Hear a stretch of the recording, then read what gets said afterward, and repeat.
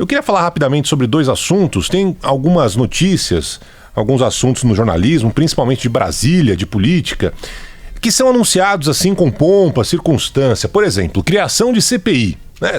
Criou a CPI de não sei o quê, mas normalmente as CPIs não dão em nada. Fulano trocou de partido, trocou o partido A pelo partido B. Algo que interessa ao fulano, normalmente é assim. Agora está sendo noticiado esse movimento de alguns parlamentares que, pegando carona na decisão da semana passada do Supremo Tribunal Federal, por 6-5, os ministros decidiram que um condenado em segunda instância não precisa ser preso.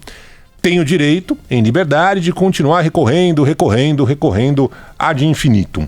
Isso gerou manifestações, protestos, a gente acompanhou no fim de semana, indignação de uma parte expressiva da população que não aguenta mais a impunidade que reina há anos no nosso país. Esses parlamentares, alguns, começaram um movimento na Câmara e no Senado com a ideia de por meio de uma PEC, mudar a Constituição, obrigar a prisão após condenação em segunda instância, já voltar ao que era.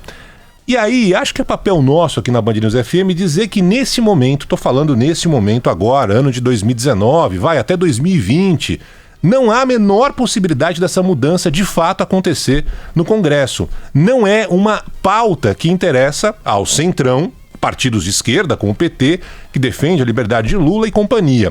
Ou seja, nesse momento, nem o presidente Bolsonaro, cujo filho, Flávio, foi beneficiado por uma decisão de 2 ministros do Supremo Tribunal Federal que pararam a investigação sobre a rachadinha, o Queiroz, na Assembleia Legislativa do Rio de Janeiro. Então, é nosso papel dizer que não há clima, neste momento, para que se mude a Constituição. E aí eu nem quero entrar na questão jurídica, da mudança que gera debates, se é cláusula pétrea, se não é cláusula pétrea, né? Tem algumas pessoas, nosso Reinaldo Azevedo, por exemplo, mais cedo deu uma aula aqui jurídica, nosso ministro do Supremo Tribunal Federal, dizendo que não dá para mudar. Não tem conversa. O presidente da Câmara, Rodrigo Maia, também vai por essa linha. Vai por essa linha. Diferente do Toffoli, presidente do Supremo Tribunal Federal. Pra você ver como o negócio é maluco, né? O Toffoli lá foi o último a falar assim, se quiserem mudam isso no Congresso. Enfim, tem uma discussão aí pra pano pra manga. Mas, na prática, eu quero falar o que está acontecendo na realidade, né? Então, ontem, por exemplo, tivemos a primeira reunião, primeira votação que será realizada na Câmara sobre o tema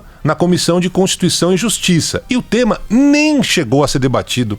Teve boicote logo de cara, primeiro falta de quórum, depois quando o quórum mínimo foi formado lá no fim da tarde, tinha um outro assunto em pauta, resumindo.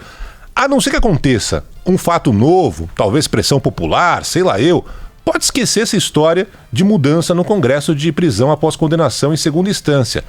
Já está sendo esquecido por lá. Daqui a pouco vai diminuir esse assunto do noticiário, vai por mim. E mais, precisamos sempre lembrar que um terço dos parlamentares está enrolado com a justiça. Qual seria a motivação para aprovar uma mudança que só iria prejudicá-los? Então, você vai continuar acompanhando nos próximos dias notícias sobre esse assunto, mas já vai acabar. Ano que vem tem eleição, não vai ser assunto prioritário no Congresso Nacional. Ontem também o governo Bolsonaro anunciou finalmente a primeira medida específica para tentar reduzir o emprego no país. Usou uma fórmula que não é nova, é uma fórmula antiga, desoneração de impostos de empresas com interesse em contratar jovens entre 18 a 25 anos de idade, a faixa que mais está sofrendo com o desemprego em nosso país. Inicialmente se falava que trabalhadores acima de 55 anos também seriam contemplados, mas eles acabaram ficando de fora dessa medida anunciada pelo governo federal. Não é uma fórmula nova, porque nos governos Lula e Dilma também foram criados programas de desoneração de empresários para incentivar as contratações e o consumo na economia, mas nas duas vezes não deu certo. Muitos empresários reduziram seus custos, mas não chegaram a contratar, ou seja, o benefício foi concedido sem exigir uma contrapartida. Daí os empresários chegaram a lucrar um pouco mais, o governo arrecadou menos e o desemprego continuou no mesmo patamar. Agora, o governo Bolsonaro diz que está corrigindo esses erros que foram cometidos no passado. O plano do ministro Paulo Guedes, de fato ali teve alguns critérios que foram criados para restringir a possibilidade de empresários simplesmente lucrarem com a medida, obrigando de fato as empresas a contratarem, sem demitir os atuais funcionários. O governo está seguro que vai conseguir fiscalizar as empresas e é fundamental que fiscalize, senão vai dar em água de novo esse novo plano. é fundamental que essa desoneração, fruto de contratações, sejam reais, sem prejuízo de outros empregados. Vai mandar um embora, vai contratar o outro pagando menos, e aí não muda nada, né, na economia em geral. Você contrata um, volta outro, na prática dá empate, né? Ou até uma situação pior, né, Felipe? Porque o salário pago vai ser o salário mínimo mais meio, enfim.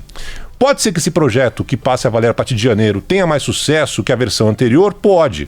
Mas se não fiscalizar, esquece. A estimativa do governo é criar 4 milhões de novos empregos em diferentes áreas, o que, claro, seria muito bem-vindo. 2 milhões e meio apenas entre jovens de 18 a 29 anos, com baixa formação, que nunca tiveram carteira assinada. Tem um detalhe que sempre fica no ar quando há esse tipo de desoneração. A gente falava com a Carla isso outro dia, né? Se as empresas vão deixar de pagar impostos, de onde virá esse dinheiro que o governo vai deixar de arrecadar? Você não pode simplesmente abrir mão da grana, tem que saber de onde o governo vai voltar a arrecadar essa grana, né? E esse dinheiro virá dos desempregados, que passarão a pagar uma contribuição de 7,5% ao INSS. Hoje, quem recebe o seguro-desemprego não paga nada.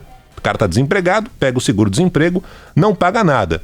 Não me parece, confesso, o mais justo, né? O cara tá ferrado, desempregado, tá lá recebendo seguro-desemprego, vai ter que pagar 7,5% dos seus vencimentos. Mas aí o governo diz o seguinte: tem questões na justiça em que esse cidadão que está desempregado quer continuar recebendo seguro-desemprego e contar com isso na aposentadoria dele, lá na frente no INSS. Então a medida encontrada pelo governo foi justamente retirar 7,5%, vai vir para o governo, e o governo pretende arrecadar com isso 10 bilhões de reais em 5 anos, vão cobrir o que não será pago pelas empresas.